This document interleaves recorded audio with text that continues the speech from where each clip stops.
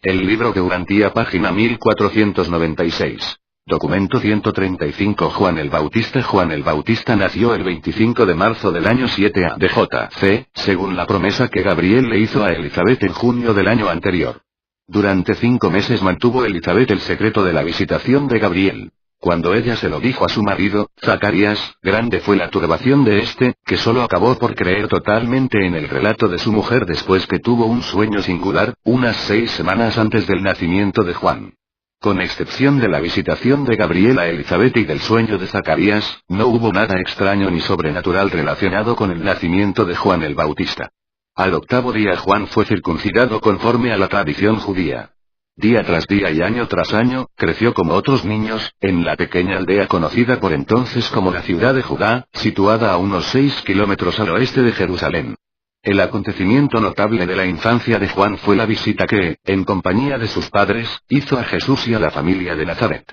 Esta visita tuvo lugar en el mes de junio del año 1 a. de J.C., cuando contaba poco más de 6 años de edad. Después de su regreso de Nazaret, los padres de Juan emprendieron en forma sistemática la educación del muchacho. No había en esa pequeña aldea escuelas de la sinagoga. Sin embargo, como Zacarías era un sacerdote, era un hombre bastante bien instruido. Elizabeth por su parte tenía mucha más instrucción que el común de las mujeres en Judea de la época. También ella pertenecía al sacerdocio, puesto que era descendiente de las hijas de Aarón.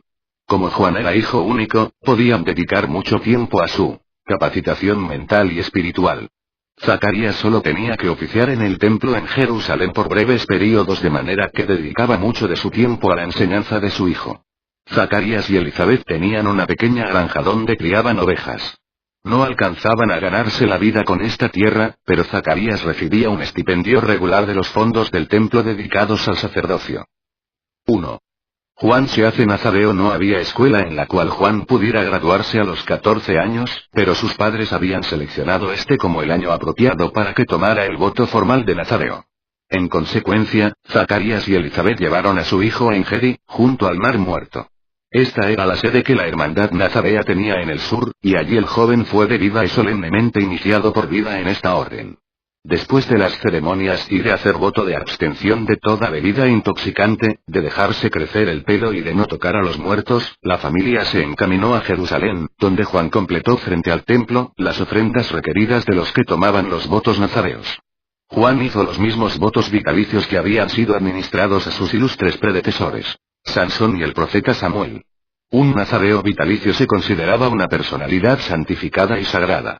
Los judíos tenían por los nazareos casi la misma veneración y respeto que les merecía el sumo sacerdote, y esto no es de extrañar, puesto que los nazareos de consagración vitalicia eran los únicos, con página 1497, excepción de los sumos sacerdotes, a quienes les estaba permitido penetrar en el Santo de los Santos en el templo. Juan regresó de Jerusalén a la casa de su padre para cuidar de las ovejas. Creció robusto y de carácter noble. A los 16 años Juan, como resultado de una lectura acerca de Elías, quedó tan lleno de admiración por el profeta del Monte Carmelo que decidió adoptar su manera de vestir. Desde entonces, Juan se vistió siempre con un indumento velludo con un cinto de cuero. A los 16 años ya medía más de 1,80 m de altura y casi había alcanzado su pleno desarrollo. Con su cabello largo suelto y ese modo peculiar de vestir, ciertamente resultaba un joven pintoresco. Sus padres esperaban grandes cosas de este su único hijo, un hijo de promesa y nazareo vitalicio. 2. La muerte de Zacarías. Después de una enfermedad que duró varios meses, Zacarías murió en julio del año 12 de J.C., cuando Juan apenas contaba 18 años. Fue este un momento de gran desconcierto para Juan, puesto que el voto nazareo le prohibía todo contacto con los muertos, incluso con los de la propia familia.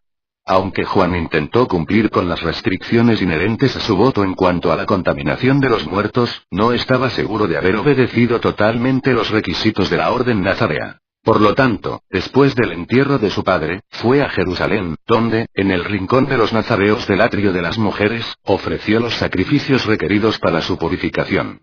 En septiembre de ese año Elizabeth y Juan hicieron un viaje a Nazaret para visitar a María y a Jesús. Juan estaba prácticamente decidido a dar comienzo a su obra, pero le convencieron no solo las exhortaciones de Jesús sino también su ejemplo de que era mejor regresar al hogar, dedicarse a cuidar a su madre, y aguardar la llegada de la hora del Padre.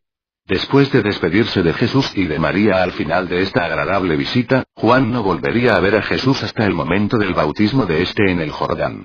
Juan y Elizabeth regresaron a su hogar y comenzaron a hacer planes para el futuro.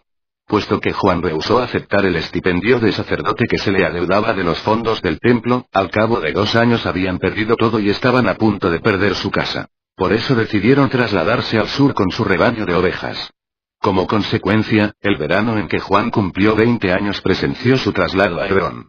En el llamado desierto de Judea Juan cuidaba de sus ovejas junto a un arroyo que era tributario de una corriente de agua más grande que desembocaba en el Mar Muerto a la altura de En-Gedi. La colonia de En-Gedi incluía no solamente a los nazareos de voto perpetuo y de consagración temporal, sino también a otros numerosos pastores ascéticos que se congregaban en esta región con sus rebaños y fraternizaban con la hermandad de los nazareos. Se ganaban la vida con la cría de las ovejas y con la ayuda de las dádivas que los ricos judíos le hacían a la orden.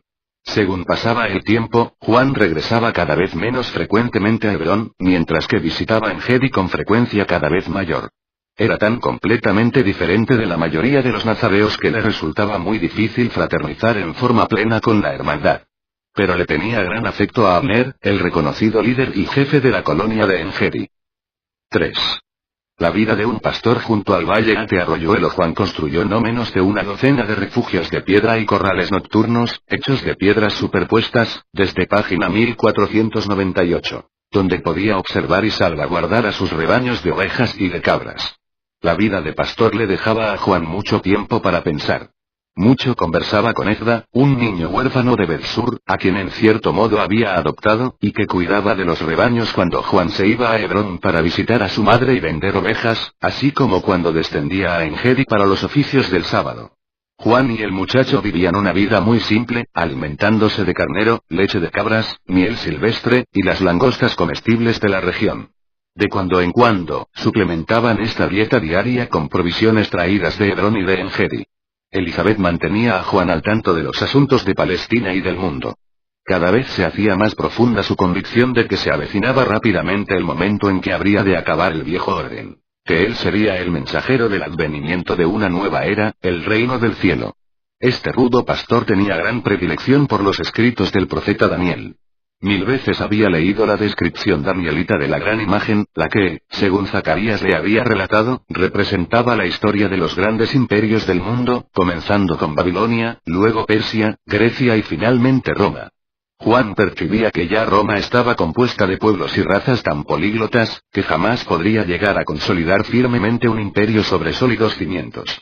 Él creía que Roma aún entonces estaba dividida en Siria, Egipto, Palestina y otras provincias.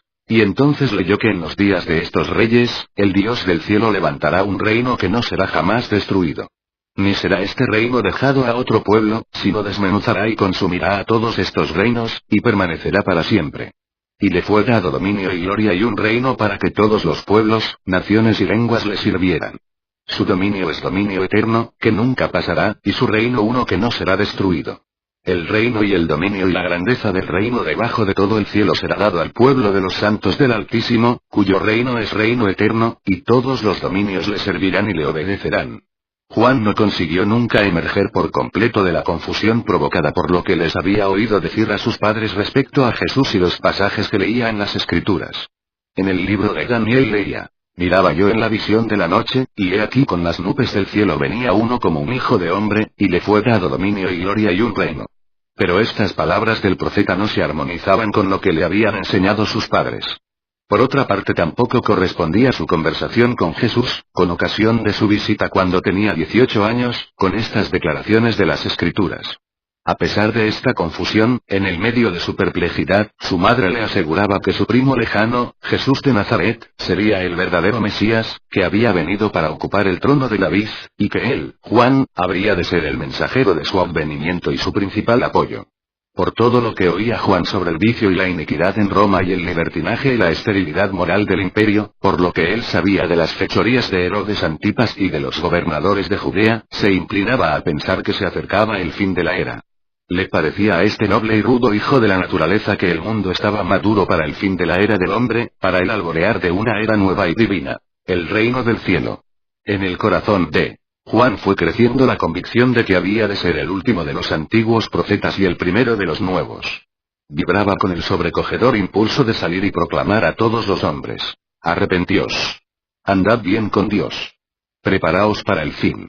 Preparaos para el advenimiento del nuevo orden eterno de los asuntos terrenales, el reino del cielo. Página 1499. 4.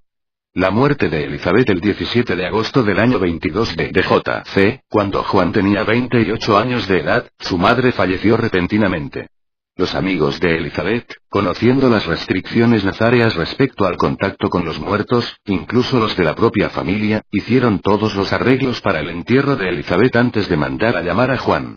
Al recibir Juan la noticia de la muerte de su madre, instruyó a Edda que condujera sus rebaños a Engedi y partió hacia Hebrón. A su regreso a Engedi, después del funeral de su madre, donó sus rebaños a la hermandad y durante una temporada se apartó del mundo exterior para ayunar y orar. Juan tan solo conocía los métodos antiguos de acercarse a la divinidad. Tan solo conocía las historias de Elías, Samuel y Daniel. Elías era su ideal de profeta. Fue el primero de los maestros de Israel que llegó a ser considerado un profeta. Juan creía verdaderamente que habría de ser el último en este largo e ilustre linaje de mensajeros del cielo. Por 2 años y medio vivió Juan en Engedi, convenciendo a la mayoría de los miembros de la hermandad de que se acercaba el fin de la era, que el reino del cielo estaba por aparecer. Sus primeras enseñanzas de esa época estaban basadas en la idea y concepto judíos, corrientes por ese entonces, de un Mesías que habría de ser el liberador prometido de la nación judía, el que la habría de liberar de la dominación de sus potentados gentiles. Durante todo este período Juan leyó mucho los escritos sagrados que encontró en la morada de los nazareos en Engedi. Le impresionaron especialmente los escritos de Isaías y Malaquías, los últimos profetas hasta el momento. Leía y releía los últimos 5 capítulos de Isaías, y creía en estas profecías. Luego leía en Malaquías: He aquí, yo os envío el profeta Elías antes que venga el gran y terrible día del Señor. Y él hará volver el corazón de los padres hacia los hijos, y el corazón de los hijos hacia los padres, no sea que yo venga y hiera la tierra con maldición. Y solamente fue esta promesa de Malaquías de que Elías habría de regresar lo que hizo que Juan se abstuviera de salir a predicar sobre el advenimiento del reino y de exhortar a sus compatriotas a que escaparan de la ira venidera. Juan estaba listo para la proclamación del mensaje del advenimiento del reino, pero la anticipación del regreso de Elías lo frenó por más de 2 años. Sabía que él no era Elías. ¿Qué quería decir Malaquías? ¿Era la profecía literal o figurada? ¿Cómo podía conocer la verdad? Finalmente se atrevió a pensar que, puesto que el primero de los profetas se llamaba Elías, así también el último sería conocido finalmente por el mismo nombre. A pesar de todo, mucho dudaba Juan, tanto dudaba que nunca se llamó a sí mismo Elías. Fue la influencia de Elías lo que hizo que Juan adoptara sus métodos de ataque directo contra los pecados y vicios de sus contemporáneos. Vestía como Elías, intentaba hablar como Elías. En su aspecto exterior, era en todo semejante al antiguo profeta. Precisamente era tal su aspecto de robusto y pintoresco hijo de la naturaleza, tal predicador intrépido y temerario de la rectitud. Juan no era iletrado, bien conocía las sagradas escrituras judías, pero distaba de ser un hombre culto. Era un pensador claro, un orador poderoso y un denunciador fogoso. No era un ejemplo para su época, sino más bien una censura elocuente. Finalmente elaboró su método para proclamar la nueva era, el reino de Dios. Aceptó que habría de convertirse en el heraldo del Mesías. Apartó todas las dudas y partió de Engedi un día de marzo del año 25 de J.C. para comenzar su corta pero brillante carrera como predicador público. Página 1505. El reino de Dios. Para comprender el mensaje de Juan, debe tenerse en cuenta la situación del pueblo judío en el momento en que apareció él en escena. Por casi 100 años todo Israel se venía enfrentando con un dilema. Nadie podía explicar el porqué de su continuado sometimiento a los amos gentiles. ¿Acaso no enseñaba Moisés que la rectitud siempre sería recompensada con la prosperidad y el poder? ¿Acaso no eran ellos el pueblo elegido de Dios? ¿Por qué estaba desolado y vacante el trono de David? A la luz de las doctrinas mosaicas y de los preceptos de los profetas, era difícil para los judíos encontrar explicaciones para su tan prolongada y desolada situación nacional. Unos 100 años antes de los tiempos de Jesús y de Juan había surgido en Palestina una nueva escuela de maestros religiosos, los apocalipsistas. Estos nuevos maestros desarrollaron un sistema de creencias que explicaba los sufrimientos y la humillación de los judíos como expiación por los pecados de la nación. Se basaban en las razones históricamente bien conocidas que se habían invocado para explicar el cautiverio en Babilonia y en otros lugares en tiempos pasados. Pero, según enseñaban los apocalipsistas, Israel debía consolarse. Los días de su aflicción estaban por terminar. El castigo del pueblo elegido de Dios estaba llegando a su término. La paciencia de Dios para con los extranjeros gentiles se estaba agotando. El fin del dominio de Roma era sinónimo del fin de la era y, en cierto sentido, del fin del mundo. Estos nuevos maestros basaban sus enseñanzas, en gran parte en las predicciones de Daniel, y sistemáticamente enseñaban que la creación estaba por entrar en su etapa final. Los reinos de este mundo estaban por convertirse en el reino de Dios. Para la mente de los judíos de esa época este era el significado de esa frase, el reino del cielo, que recurre en todas las enseñanzas de Juan y de Jesús. Para los judíos de Palestina la frase el reino del cielo solo tenía un significado. Un estado de absoluta rectitud en el cual Dios, el Mesías, regiría a las naciones de la tierra en perfección de poder así como él reinaba en el cielo. Hágase tu voluntad, como en el cielo, también en la tierra.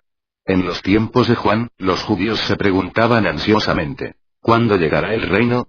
Había una sensación general de que se estaba acercando el fin del dominio de las naciones gentiles. Corría por todo el pueblo hebreo la vívida esperanza y la anticipación ansiosa de que la consumación del deseo de todos los tiempos ocurriría durante esa generación. Aunque había entre los judíos grandes diferencias de opinión en la evaluación de la naturaleza del reino venidero, todos ellos estaban de acuerdo en su creencia de que el acontecimiento era inminente, próximo, en el umbral mismo del tiempo.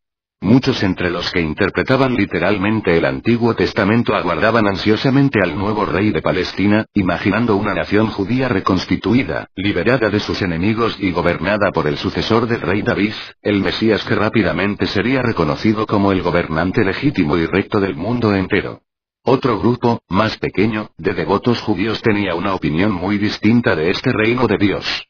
Enseñaban que el reino venidero no era de este mundo, que el mundo se estaba acercando a su fin, y que un nuevo cielo y una nueva tierra anunciarían el establecimiento del reino de Dios. Que este reino había de ser un dominio sempiterno, que se pondría fin al pecado, y que los ciudadanos del nuevo reino se tornarían inmortales, disfrutando para siempre hasta dicha sin fin. Todos estaban de acuerdo en que un castigo drástico o una purga purificadora precedería necesariamente el establecimiento del nuevo reino en la tierra. Los literalistas enseñaban que se desencadenaría una guerra mundial que destruiría a página 1501 todos los infieles, mientras que los fieles alcanzarían rápidamente una victoria universal y eterna. Los espiritualistas enseñaban que el reino sería anunciado por el gran juicio de Dios que relegaría a los inicuos a su bien merecido juicio de castigo y destrucción final, elevando al mismo tiempo a los santos creyentes del pueblo elegido a los tronos de honor y de autoridad junto al Hijo del Hombre, quien regiría sobre las naciones redimidas en nombre de Dios. Y este último grupo incluso creía que muchos gentiles devotos podrían llegar a ser admitidos a la hermandad del nuevo reino. Algunos de los judíos mantenían la opinión de que Dios tal vez establecería este nuevo reino por intervención directa y divina, pero la vasta mayoría creía que interpondría a un representante intermediario, el Mesías. Y ese era el único significado posible de la palabra Mesías en la mente de los judíos de la generación de Juan y de Jesús. Mesías no podía de ningún modo referirse a una persona que tan solo enseñara la voluntad de Dios o proclamara la necesidad de vivir una vida justa. A tales personas santas, los judíos les otorgaban el título de profetas. El Mesías habría de ser más que un profeta. El Mesías habría de traer el establecimiento del nuevo reino, el reino de Dios. Nadie que dejara de hacer esto podía ser el Mesías en el sentido tradicional judío. ¿Quién sería pues este Mesías? En este asunto también diferían los maestros judíos. Los más viejos se aferraban a la doctrina del Hijo de David. Los más jóvenes enseñaban que, puesto que el nuevo reino era un reino celestial, el nuevo soberano también podría ser una personalidad divina, alguien que por mucho tiempo se había sentado a la diestra de Dios en el cielo. Y aunque parezca extraño, los que así concebían al soberano del nuevo reino lo imaginaban no como un Mesías humano, no como un simple hombre, sino como el Hijo del Hombre, un Hijo de Dios, un príncipe celestial, mantenido durante mucho tiempo en espera para asumir la soberanía de la tierra renovada. Tales eran los antecedentes religiosos del mundo judío cuando Juan salió a proclamar: «Arrepentíos, el reino del cielo se aproxima». Se entiende pues, que el anuncio de Juan de la inminente llegada del reino tenía no menos de media docena de significados diferentes en la mente de los que escucharon su predicación apasionada. Pero pese al significado asignado por los oyentes a las palabras de Juan, cada uno de estos diversos grupos de judíos que esperaban el advenimiento del reino judío se conmovía con las declaraciones de este predicador sincero, entusiasta y rudo que hablaba de rectitud y de arrepentimiento, que tan solemnemente exhortaba a sus oyentes a que huyeran de la ira venidera. 6. Juan comienza a predicar a principios del mes de marzo del año 25 de DJ. Juan viajó por la costa occidental del Mar Muerto y río arriba por el Jordán hasta llegar frente a Jericó, al antiguo vado por el cual Josué y los hijos de Israel pasaron cuando entraron por primera vez en la tierra prometida. Y al cruzar al otro lado del río, se estableció cerca de la entrada del vado y comenzó a predicar a la gente que cruzaba el río en ambas direcciones. Era este el más frecuentado de todos los cruces del Jordán. Era evidente para todos los que le oían, que Juan era más que un predicador. La gran mayoría de los que escuchaban a este hombre extraño que había salido del desierto de Judea se alejaban convencidos que habían oído la voz de un profeta. No es de extrañar que el alma de estos cansados y esperanzados judíos se agitara. Página 1502 profundamente al presenciar este fenómeno. En el transcurso de toda la historia judía, jamás habían los devotos hijos de Abraham tanto anhelado la consolación de Israel ni deseado más ardientemente la restauración del reino. En toda la historia judía, el mensaje de Juan no hubiera podido nunca tener un impacto tan profundo y universal como el que tuvo cuando apareció misteriosamente junto a la orilla de este cruce meridional del río Jordán para anunciar el advenimiento del reino del cielo. Juan era pastor como Amós. Vestía como el antiguo Elías y fulminaba con sus admoniciones y lanzaba sus advertencias según el espíritu y el poder de Elías. No es sorprendente que este extraño predicador sacudiera el alma misma de la Palestina entera a medida que los viajeros iban llevando por doquier la nueva de su predicación junto al río Jordán. Había además otro rasgo más nuevo en la obra de este predicador nazareo. Bautizaba a cada uno de sus creyentes en el Jordán para la remisión de los pecados. Aunque el bautismo no era una ceremonia nueva entre los judíos, no la habían visto nunca usada como Juan la estaba utilizando. Hacía mucho tiempo que se acostumbraba a bautizar a los prosélitos gentiles al tiempo de su ingreso en la comunión del patio exterior del templo, pero no se les había pedido nunca a los judíos mismos que se sometieran al bautismo del arrepentimiento. Solo 15 meses pasaron entre el momento en que Juan comenzó a predicar y a bautizar y su arresto y encarcelación por instigación de Herodes Antipas, pero en este corto tiempo bautizó a más de 100.000 penitentes. Juan predicó durante 4 meses junto al vado de Betanía, antes de remontar el Jordán hacia el norte. Decenas de millares de personas, algunos por curiosidad, pero muchos con sinceridad y seriedad acudieron de todas partes de Judea, Perea y Samaria para escucharle. Hasta vinieron algunos desde Galilea. En mayo de este año, aún estando junto al vado de Betanía, los sacerdotes y levitas enviaron una delegación para que le preguntara si decía ser él el Mesías, y quién le había otorgado la autoridad para predicar. Juan les respondió a estos preguntadores diciendo: Id y decid a vuestros amos que habéis oído la voz del que clama en el desierto así como lo dijo el profeta, y que esa voz os dijo: Preparad camino al Señor, enderezad las sendas para nuestro Dios. Todo valle sea alzado y bájese todo monte y collado. El terreno accidentado se hará plano, y los sitios rocosos se convertirán en valles allanados. Y toda carne verá la salvación de Dios. Juan era un predicador heroico, pero sin tacto. Cierto día, cuando estaba predicando y bautizando en la ribera occidental del Jordán, un grupo de fariseos y cierto número de saduceos llegaron hasta él y se presentaron para ser bautizados. Antes de conducirlos al agua, Juan dirigiéndose al grupo les dijo: ¿Quién os advirtió que huyerais, como víboras ante el fuego, de la ira venidera? Yo os bautizaré, pero os advierto. Debéis dar frutos dignos de sincero arrepentimiento si queréis recibir la remisión de vuestros pecados.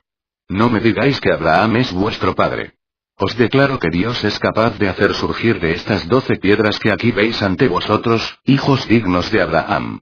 Ya ahora está el hacha en la raíz misma de los árboles. El árbol que no traiga buen fruto está destinado a que se le corte y se le eche en el fuego. Las 12 piedras a las cuales se refería eran las famosas piedras conmemorativas erigidas por Josué para rememorar el cruce de las 12 tribus en este mismo punto cuando éstas entraron por primera vez en la tierra prometida. Juan daba clases a sus discípulos, en el curso de las cuales los instruía sobre los detalles de su nueva vida y trataba de responder a sus muchas preguntas. Aconsejaba a los maestros que instruyeran en el espíritu, no solo en la letra de la ley. Enseñaba a los ricos a que alimentaran a los pobres. A los recaudadores, página 1503 de impuestos, decía: no arranquéis sino lo que se os debéis. A los soldados decía: no inflijáis violencia ni demandéis nada injustamente, contentaos con vuestros salarios. Y a todos aconsejaba: preparaos para el fin de la era, el reino del cielo se aproxima. 7. Juan viaja al norte. Juan todavía tenía ideas confusas del advenimiento del reino y de su rey. Cuanto más predicaba, más confuso estaba, pero esta incertidumbre intelectual sobre la naturaleza del reino venidero no empañó en ningún momento su convicción de la certeza del advenimiento inmediato del reino. En mente podía Juan sufrir confusiones, en espíritu, nunca jamás. No dudaba de la llegada del reino, pero distaba de estar seguro si Jesús sería o no sería el gobernante de ese reino. Mientras se aferraba Juan a la idea de la restauración del trono de David, las enseñanzas de sus padres de que Jesús, nacido en la ciudad de David, había de ser el libertador tan esperado, le parecían consecuentes. Pero por momentos, cuando se inclinaba hacia la doctrina de un reino espiritual y el fin de la era temporal en la tierra, le invadía la duda sobre el papel que habría de desempeñar Jesús en tales acontecimientos. A veces llegaba a ponerlo todo en tela de juicio, pero no por mucho tiempo. Realmente hubiera deseado conversar sobre todo esto con su primo, pero eso estaba en contra del acuerdo explícito que ambos habían convenido. Mientras viajaba hacia el norte, mucho pensó Juan en Jesús. Se detuvo en más de una docena de lugares al remontar el Jordán. En Adán fue donde primero hizo referencia a otro que viene tras de mí en respuesta a la pregunta directa que sus discípulos le hicieron. ¿Eres tú el Mesías? Siguió diciendo: tras de mí vendrá uno que es más grande que yo, del cual yo no soy digno de desatar las correas de las sandalias. Yo os bautizo con agua, pero él os bautizará con el Espíritu Santo. En su mano lleva la pala y va a limpiar cuidadosamente su era. Recogerá su trigo en el granero, pero la paja la quemará con el fuego del juicio. En respuesta a las preguntas de sus discípulos, Juan siguió ampliando sus enseñanzas día a día, añadiendo más información útil y consoladora, además del mensaje críptico con que comenzara su ministerio: arrepentíos y sed bautizados. Por esta época, llegaban multitudes de Galilea y de la Decápolis. Veintenas de creyentes sinceros se detenían con su adorado maestro día tras día. 8. Encuentro de Jesús y Juan por diciembre del año 25 de J.C. Al llegar Juan al vecindario de Pella en su viaje remontando el Jordán, su fama ya se había extendido por toda Palestina y su obra había llegado a ser el tema principal de conversación en todos los pueblos alrededor del lago de Galilea. Jesús había hablado favorablemente sobre el mensaje de Juan, y esto había dado lugar a que muchos en Capernaum se unieran al culto de arrepentimiento y bautismo de Juan. Santiago y Juan, los pescadores hijos de Zebedeo, habían ido en diciembre, poco después que Juan comenzara a predicar cerca de Pella, y se habían ofrecido para el bautismo. Iban a ver a Juan una vez por semana y le traían a Jesús las últimas noticias de la obra del evangelista. Los hermanos de Jesús, Santiago y Judá, habían hablado de ir a ver a Juan para ser bautizados. Cuando Judá vino a Capernaum para los oficios del sábado, ambos, página 1504, decidieron, después de escuchar el discurso de Jesús en la sinagoga, asesorarse con él respecto a estos planes. Ocurrió esto el sábado por la noche del 12 de enero del año 26 de J.C. Jesús les pidió que pospusieran la discusión hasta el día siguiente, cuando les daría su respuesta. Poco bromeó esta noche, pues estaba en estrecha comunión con el Padre Celestial. Había dispuesto a almorzar con sus hermanos y aconsejarles respecto al bautismo por Juan. Esa mañana del domingo, estaba Jesús trabajando como de costumbre en el taller de barcas. Santiago y Judá habían llegado con el almuerzo y le esperaban en el cuarto de depósito, pues aún no había llegado la hora del receso de mediodía, y ellos sabían que Jesús era muy formal respecto de esas cosas. Poco antes del receso de mediodía, apartó Jesús sus herramientas, se quitó su delantal de trabajo, anunció con sencillez a los 3 trabajadores que estaban en el cuarto con él: «Ha llegado mi hora». Fue en busca de sus hermanos Santiago y Judá, repitiendo: «Ha llegado mi hora, vamos a donde Juan». Inmediatamente partieron en dirección a Pella, tomando su almuerzo por el camino. Esto ocurrió el domingo 13 de enero. Pasaron la noche en el valle del Jordán, llegando al lugar donde estaba Juan bautizando al mediodía del día siguiente. Juan acababa de comenzar a bautizar a los candidatos de ese día. Veintenas de penitentes habían formado fila esperando su turno. Jesús y sus dos hermanos ocuparon su lugar en esta fila de hombres y mujeres sinceros que creían en la predicación de Juan sobre el reino venidero. Juan les había preguntado a los hijos de Zebedeo por Jesús. Estaba al tanto de los comentarios de Jesús sobre su obra y día a día esperaba verlo aparecer, pero no esperaba encontrarle en la fila de los candidatos bautismales. Absorto como lo estaba en los detalles de bautizar rápidamente a un número tan grande de conversos, Juan no levantó la vista ni vio a Jesús sino hasta que el Hijo del Hombre estuvo en su inmediata presencia. Cuando Juan reconoció a Jesús, se interrumpieron por un momento las ceremonias al saludar a su primo carnal y preguntarle: ¿pero por qué bajas tú hasta el agua para saludarme? Y Jesús respondió: para ser bautizado por ti. Y Juan replicó: pero yo necesito ser bautizado por ti. ¿Cómo es que tú vienes a mí? Y Jesús le susurró a Juan: sé paciente conmigo ahora porque corresponde que les demos este ejemplo a mis hermanos que aquí están junto a mí, y para que la gente pueda saber que ha llegado mi hora. Tan intenso y persuasivo era el tono de finalidad y autoridad en la voz de Jesús, que Juan se dispuso, temblando de emoción, a bautizar a Jesús de Nazaret en el Jordán al mediodía del lunes 14 de enero del año 26 de DJ. Así Juan bautizó a Jesús y a sus dos hermanos Santiago y Judá. Y cuando Juan hubo bautizado a estos tres, despidió a los otros por el resto del día, anunciando que reanudaría los bautismos al mediodía del día siguiente. Mientras la gente se marchaba, los cuatro hombres, aún de pie en el agua, oyeron un sonido extraño y enseguida, por un instante, vislumbraron una aparición por sobre la cabeza de Jesús, y oyeron una voz que decía: este es mi Hijo amado en quien tengo complacencia. Sobrevino un gran cambio en el semblante de Jesús, que saliendo del agua en silencio se apartó de ellos, dirigiéndose hacia las colinas al oriente. Nadie le volvió a ver por 40 días. Juan siguió a Jesús lo suficiente para relatarle la visitación de Gabriel a su madre antes de que ninguno de los dos hubiera nacido, tal como él tantas veces lo había escuchado de labios de su madre. Dejó que Jesús continuara su camino después de decirle: ahora sé de seguro que tú eres el libertador. Pero Jesús nada le respondió. Página 1505. 9. Los 40 días de predicación. Cuando Juan regresó junto a sus discípulos, ya por entonces unas 25 a 30 personas moraban constantemente con él, los encontró discutiendo seriamente los acontecimientos del bautismo de Jesús que acababa de ocurrir. Aún más asombrados quedaron ellos al contarles Juan la historia de la visitación de Gabriel a María antes del nacimiento de Jesús, y el hecho de que Jesús no pronunciara palabra al relatarle Juan este acontecimiento. Esa noche no llovió, y los 30 conversaron largamente en la noche estrellada. Se preguntaban dónde estaría Jesús, cuándo le volverían a ver.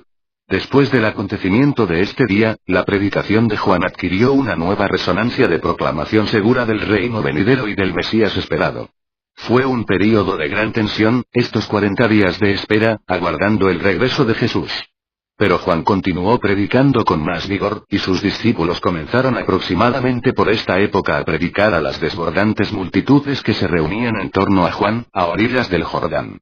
En el curso de estos 40 días de espera, muchos fueron los rumores que se esparcieron por la tierra, llegando incluso a Tiberías y a Jerusalén. Millares acudían para ver la nueva atracción en el campamento de Juan, el notorio Mesías, pero no estaba Jesús allí para que le vieran. Al afirmar los discípulos de Juan que el extraño hombre de Dios se había marchado a las colinas, muchos dudaron de toda la historia. Unas 3 semanas después de la partida de Jesús, llegó a Pela una nueva delegación de los sacerdotes y fariseos de Jerusalén.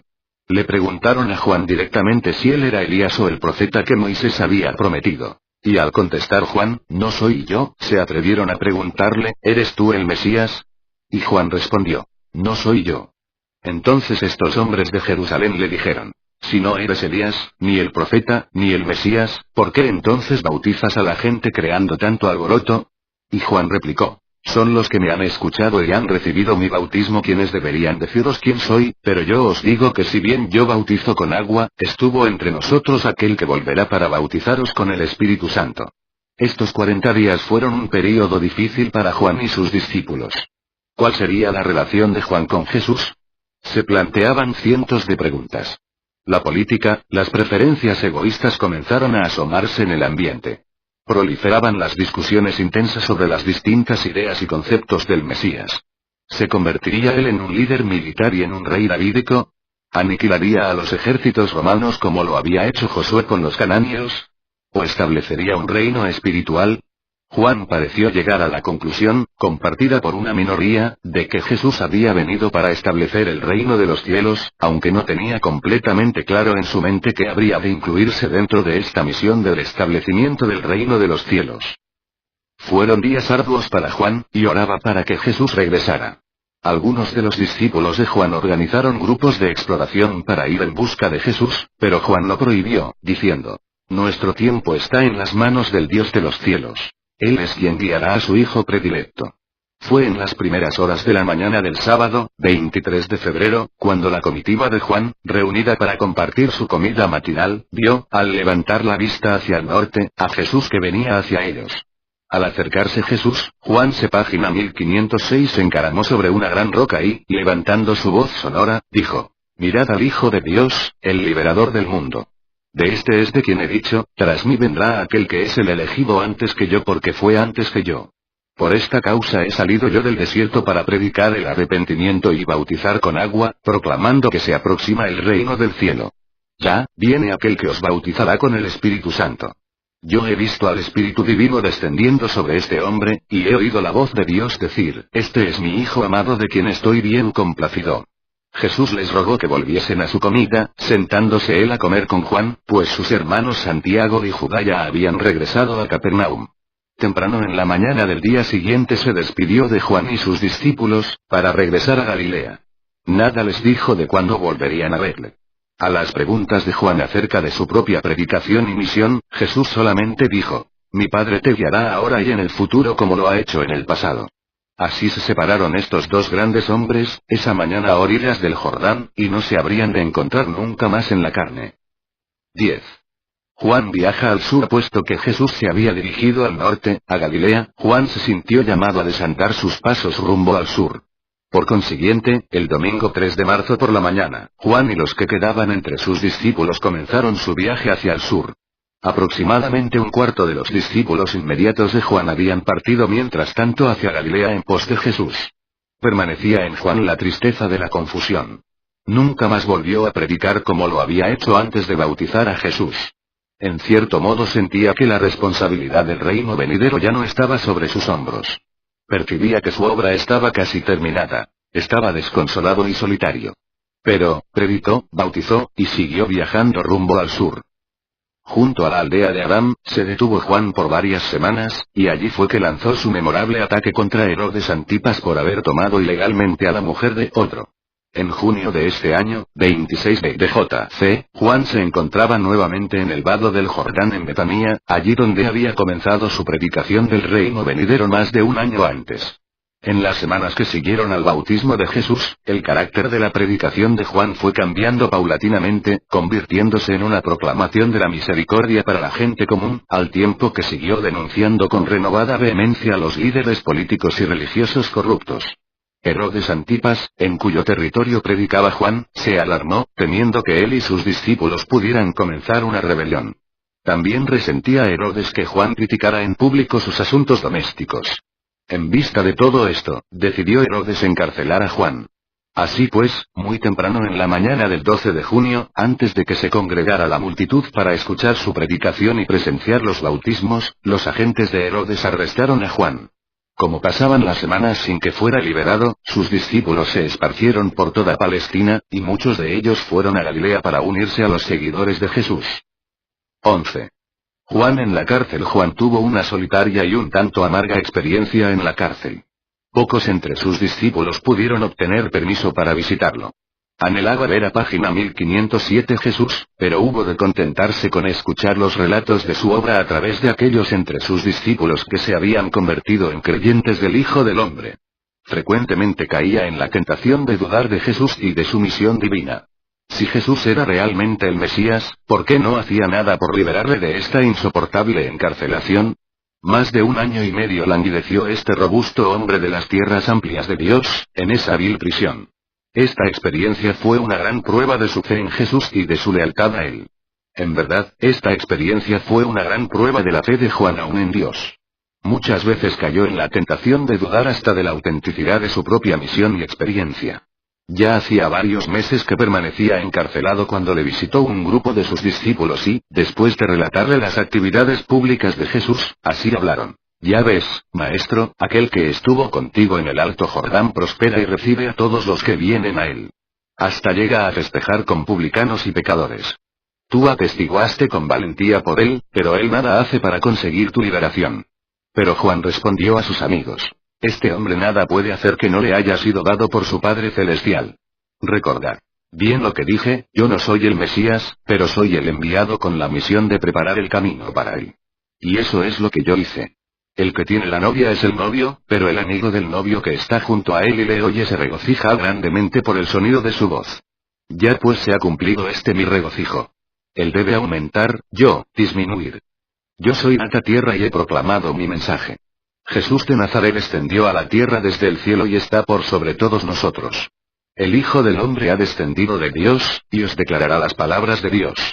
Porque el Padre Celestial no escatima el Espíritu a su propio Hijo.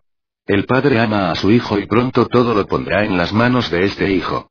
El que cree en el Hijo tendrá vida eterna. Y estas palabras que yo hablo son verdaderas y perdurables. Asombráronse los discípulos del pronunciamiento de Juan, tanto que se retiraron en silencio. Juan también estaba muy agitado, porque percibía que acababa de pronunciar una profecía. De allí en adelante no volvió a dudar de la misión y divinidad de Jesús. Pero fue para Juan una amarga desilusión que Jesús no le enviara mensaje alguno, que no le visitara y que nada hiciera, utilizando su gran poder para liberarle de la prisión. Pero Jesús bien sabía todo esto.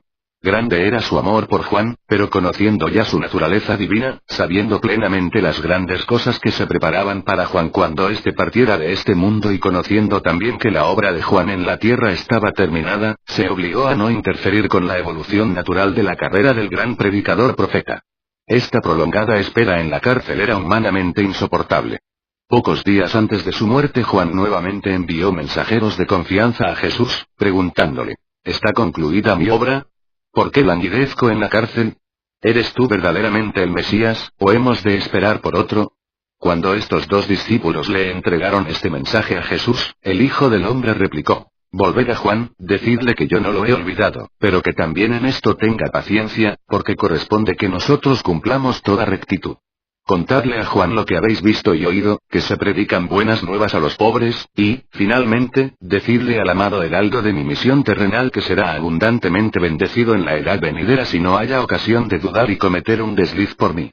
Fueron estas las últimas palabras que recibió Juan de Jesús. Mucho lo consoló este mensaje, consolidando su fe y preparándole para el trágico fin de su vida en la carne que siguió muy de cerca a esta memorable ocasión. Página 1508. 12. La muerte de Juan el Bautista. Como Juan estaba trabajando en el sur de Perea cuando fue arrestado, se le condujo inmediatamente a la prisión de la fortaleza de Macaerus, donde estuvo encarcelado hasta su ejecución. Herodes gobernaba en Perea así como en Galilea, y mantenía residencia en esta época tanto en Jurias como en Macaerus de Perea. En Galilea la residencia oficial se había trasladado de Séforis a la nueva capital de Tiberías. Herodes temía poner en libertad a Juan por miedo de que instigase una rebelión. Temía matarle por miedo de que la multitud se sublevase en la capital, porque millares de pereos creían que Juan era un hombre santo, un profeta. De aquí que Herodes mantuviera al predicador nazareo en la cárcel, no sabiendo qué hacer con él. Varias veces Juan había estado ante Herodes, pero no se avino nunca ni a abandonar los dominios de Herodes ni a renunciar a toda actividad pública una vez que fuera puesto en libertad. Y la creciente agitación en constante efervescencia, en cuanto a Jesús de Nazaret, advertía a Herodes que este no era el momento para dejar en libertad a Juan. Además, Juan era también blanco del intenso y amargo odio de Herodías, la mujer ilegal de Herodes. En numerosas ocasiones Herodes conversó con Juan sobre el reino del cielo, y aunque a veces se turbaba seriamente con su mensaje, no se atrevía a liberarlo de la prisión. Puesto que todavía se estaban construyendo muchos edificios en Tiberías, Herodes pasaba considerable tiempo en sus residencias de Perea, y le tenía preferencia a la fortaleza de Macaerus.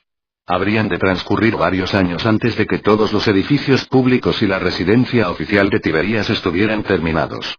Para celebrar su cumpleaños organizó Herodes una gran fiesta en el palacio de Macaerus para sus funcionarios principales y otras personalidades de alto rango en los concilios del gobierno de Galilea y Perea. Como Herodías no había conseguido persuadir a Herodes de que aplicara a Juan la pena de muerte, se dedicó a la tarea de urdir un astuto plan para lograr este propósito. En el curso de las festividades y espectáculos de la velada, Herodías presentó a su hija para que bailara ante los comensales. Herodes quedó muy complacido con la danza de la doncella y, llamándola ante él, le dijo: «Eres encantadora. Estoy complacido contigo. Pídeme en este mi cumpleaños lo que desees, que yo te lo daré, aunque fuese la mitad de mi reino». Y Herodes así habló después de haber bebido mucho vino. La doncella se apartó y le preguntó a su madre, ¿qué debía pedirle a Herodes? Herodías le dijo: «Ve a Herodes y pídele la cabeza de Juan el Bautista». Y la joven, regresando a la mesa del banquete, dijo a Herodes: «Quiero que me entregues la cabeza de Juan el Bautista en una bandeja». Llenóse el corazón de Herodes de pavor y pena, pero había dado su palabra ante todos los comensales que le rodeaban, y no pudo rechazar la solicitud de la doncella. Envió pues Herodes Antipas a un soldado, ordenándole que trajese la cabeza de Juan. Así fue decapitado Juan esa noche en la prisión, y trajo el soldado la cabeza del profeta en una bandeja y se la presentó a la joven en el fondo del salón del banquete. Y la doncella entregó la bandeja a su madre. Cuando los discípulos de Juan supieron de este suceso, vinieron a la prisión para recoger el cuerpo de Juan, y después de darle sepultura, acudieron donde Jesús y le relataron lo ocurrido.